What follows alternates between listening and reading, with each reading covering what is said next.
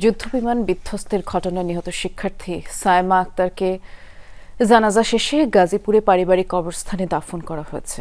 আমাদের সহকর্মী হোসেন আলী বাবু আছেন সেখানে। বাবু, এমন একটি মর্মান্তিক দুর্ঘটনা এবং এরকম ছোট ছোট ফুলের মতো শিশুরা নিহত হয়েছেন এমন একটা দিনে আমরা নিঃশ্বাস নিচ্ছি, তাও খুব বেশি ভারী মনে হচ্ছে। আসলে কি বলবো, স্বজন প্রতিবেশীরা কি বলছেন গোটা বিষয় নিয়ে, তাদের সাথে আপনার কথা হয়েছে কিনা যদি জানাতেন।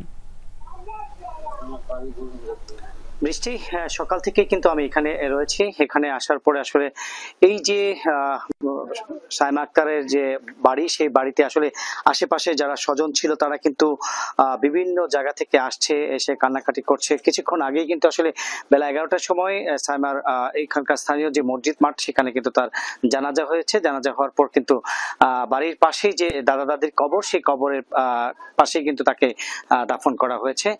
এখন কিন্তু আসলে পরিবারের মধ্যে একেবারে শোকের মাতন বইছে, একেবারে নিস্তব্ধ রয়েছে।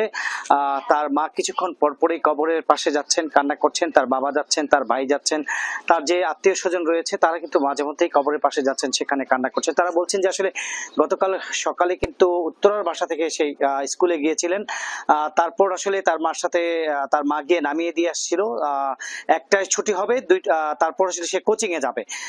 সেই 1টা 20 মিনিটে তারা এই খবর পান। তার বাবা হচ্ছে একটি প্রাণ কোম্পানিতে চাকরি করেন। সেখান থেকে খবর পেয়ে তার যে সায়মা আক্তারের যে ভাইকে জানানো হয়, তার বাবা জানিয়েছেন। তারপর সে স্কুলে গিয়েছেন। স্কুলে গিয়ে অনেকবার খুঁজছেন, বিভিন্ন জায়গায় গিয়েছেন, শিক্ষকদেরকে জিজ্ঞাসা করছেন, আসলে তারা কোনোভাবেই বলতে পারছে না। তারপরে এরকম অবস্থা আসলে কিছু বলবার মতো থাকেও না। আপনি বিস্তারিত জানাচ্ছিলেন বাবু।